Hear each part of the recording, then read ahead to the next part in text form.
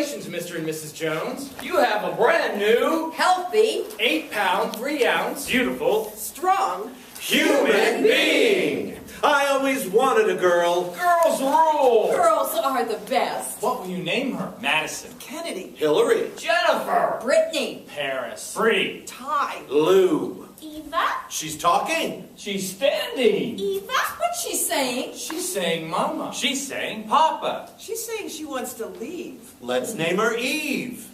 Eva. Give me an E. E. Give me a B. B. Give me an A. A. What's that spell? Eva. What's that mean? Life. As we can see, Eva here, whose name incidentally comes from the Latinate Eve, from the Hebrew word chava to breathe, or the related chaya to live, is a member of the animal kingdom, phylum Chordata, subphylum Vertebrata. Stand up straight, use your backbone, dear. Class Mammalia. All mammals nurse their young. Order Primate. Family Hominidae. Genus Homo. Species Sapien. Does that mean we're related to monkeys? Maybe you are. My dad says we're not supposed to learn evolution in school. Notice how she stands upright. And has hair on her body. And it has a face with eyes and a nose and a mouth. Her features are arranged in a way to stimulate pleasure from her parents, a biological advantage. So if you're cute, your parents will love you. And feed you. And take care of you. And buy you things. And not kill you. And eat you. Imagine Eva's parents' joy when Eva learned to roll over. To crawl. And what took that little fish who came out of the ocean onto the dry land over 100 million years to accomplish, Eva performs at 6 months. And keeps going. And going. And going. And thus we see the evolution of mankind over the span of 100 million years. Eat, survive, reproduce. Eat, survive, reproduce. Eat, survive, reproduce. And the dawn of intelligent man in the form of Homo sapien over 250,000 years ago. Sapiens means wise or intelligent. I know. Let's work together. We can choose teams. I'm captain. I'm captain. Ronnie. Connie. Eva.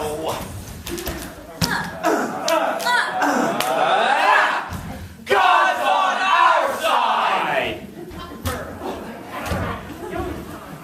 Notice how the behavior of the group differs from the behavior of the individual.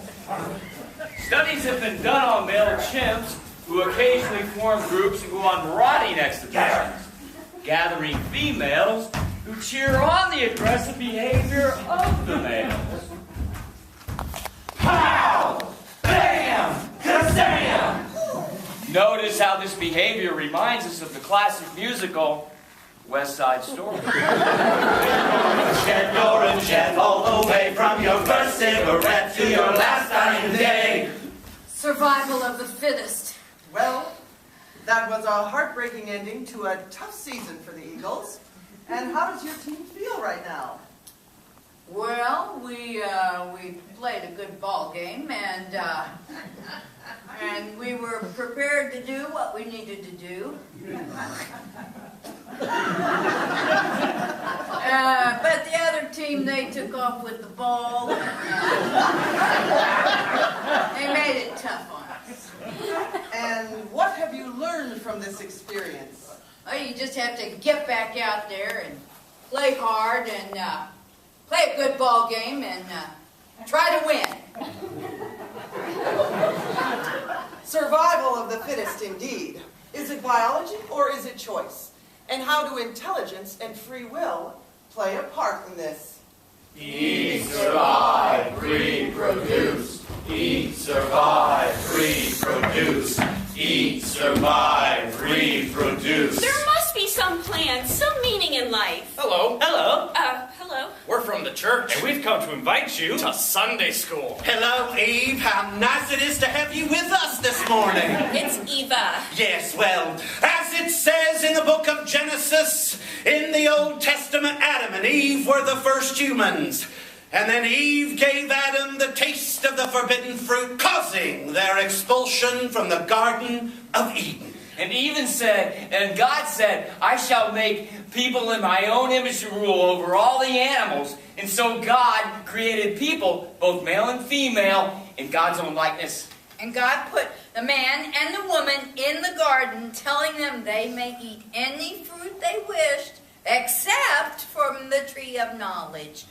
And both Adam and Eve, they walked naked and happy in the garden, and they had no need of clothes. And then the serpent asked Eve if she could eat any fruit she pleased. Yes, she said, any fruit except that from the tree of knowledge. If we eat that, we will die. Oh, you will not die, said the serpent. If you eat that fruit, you will know the difference between good and evil. That would be good to know. How could anyone live in the world and not know that? And so Eve ate the fruit from the tree of knowledge. And she gave some to Adam. Oh. And then they figured out they weren't wearing any clothes. Ew. And God got mad. And threw them out of the garden. And they had to make their clothes out of fig leaves. And fend for themselves. Eve! It's Eva! And the creation story is just a story. But it's in the Bible. That doesn't mean it really happened. Don't you believe in the Bible? Of course I believe that the Bible exists, but I don't. Don't you believe in God? I didn't say I didn't believe in God. Don't you go to church? Just because God loves you, Eve. None of this makes any sense. Why wouldn't God want Adam and Eve to know about life? Faith doesn't have to make sense. Then why would God give me this brain if he didn't want me to think? Wouldn't God still love me if I used my brain? I am Eva's brain. Oh, cool. The cerebrum makes up 85% of the total weight of the human brain. A large groove divides the cerebrum into halves. The left side of Eva's brain controls the movement on the right side of her body. And the right side of her brain controls the left side of her body. Studies show that the left hemisphere is largely responsible for her ability to use language, mathematics, and logic. And the right hemisphere is the main center for her musical ability, her recognition of faces and complex patterns, and the expression of emotion. Billions and billions of neurons send information from the brain along synapses to lobes that act as sensory receptors. All vertebrates have a complex brain. Scientific evidence suggests that the complex brain in higher animals evolved through the ages. The brain reaches its highest level of development in mammals. The most primitive mammals, such as moles and shrews, have a relatively small cerebrum with a smooth cerebral cortex. More advanced mammals, such as horses and cats, have a larger cerebrum covered by a cortex with many ridges and grooves. Whales and dolphins have large, highly developed brains. The brain of chimpanzees and apes is even more highly developed. Its brain resembles the human brain more closely than that of any other species of animals. I still do not think that means we are related to monkeys. So, if human beings have developed this awesome, supersized brain over the last blank years, we should be using this power for improving ourselves and the world. So we, in the class of 2011, vowed to increase our knowledge by going to college and putting our enormous, complicated, wrinkly, and somewhat gross-looking brains to work. Suppose you are just a brain in a vat of nutrient fluids, attached to a computer which stimulates your neurons in just the way they're stimulated when sitting in a classroom. If you were such a brain in a vat, then the experiences you would be having are just like those you are in fact having. How then can you possibly know that you really are sitting in a classroom and not a brain in a vat tucked away in the bowels of some dark laboratory? Wow, so this is college. I've always wondered what it would be like. Such freedom of thought, exploration of belief, interplay of ideas. Don't you believe in free will? Sure, works for me. You want another beer? What? I said you want another beer. Oh no, I'm feeling the need to belong to a group. I'm being drawn in by group behavior patterns.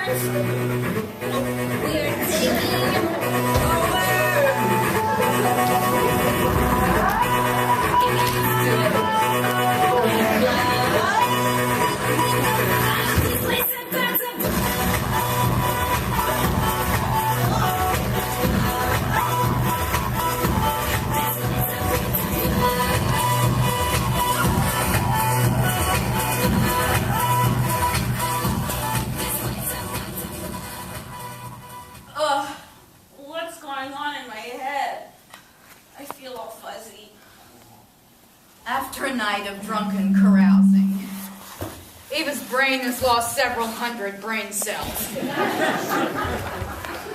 Now the brain must go about the job of restoring those lost cells and going about its work. My brain is all cloudy. I can't think straight. Am I drunk or am I just... Falling in love. Hey. Hey. The emotions we experience involve many areas of the brain and other certain body organs. An emotion may be provoked by a thought in the cerebral cortex, or by messages from sense organs. The hypothalamus indirectly regulates body processes by controlling the pituitary production and releasing chemical messengers called hormones. So, I know how to make a hormone. Oh, really? How do you make a hormone? You don't pay up.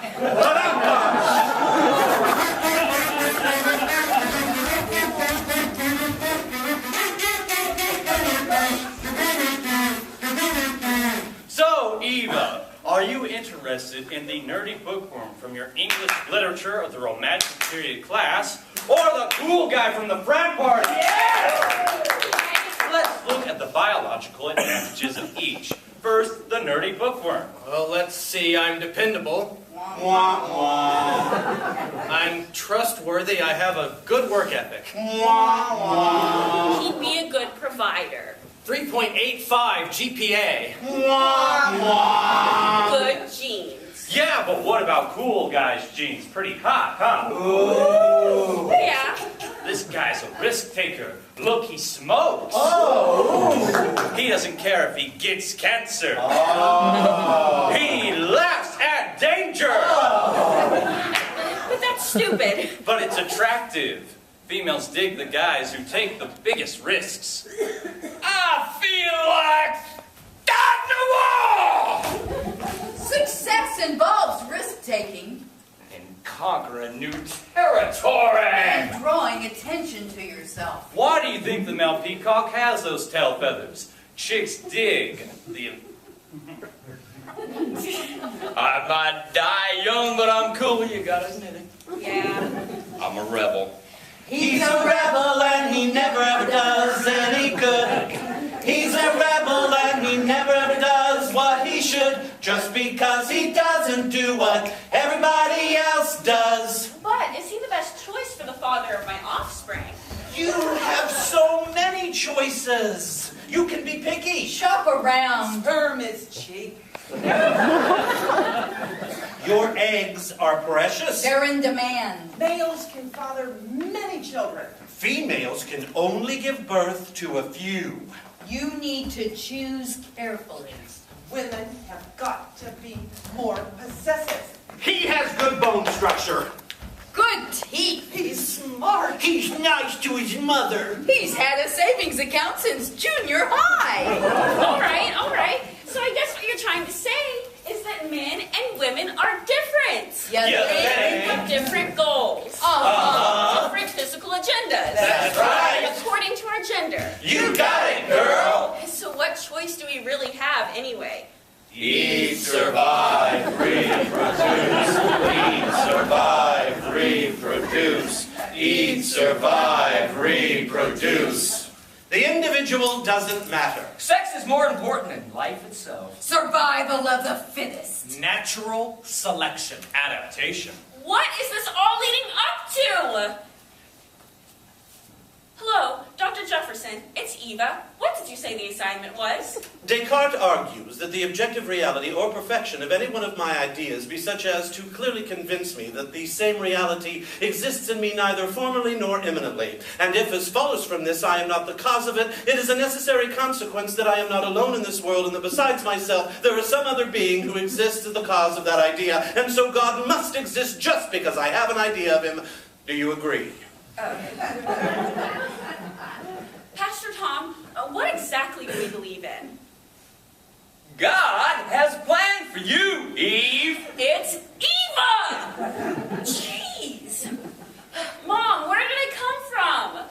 Honey, I can't talk right now. I've got to be at work in 20 minutes. And your brother has a soccer game and I have to bring the treats. Can I call you later on my cell? Dad, what should I do? Just use your own judgment, Eva. Do the right thing.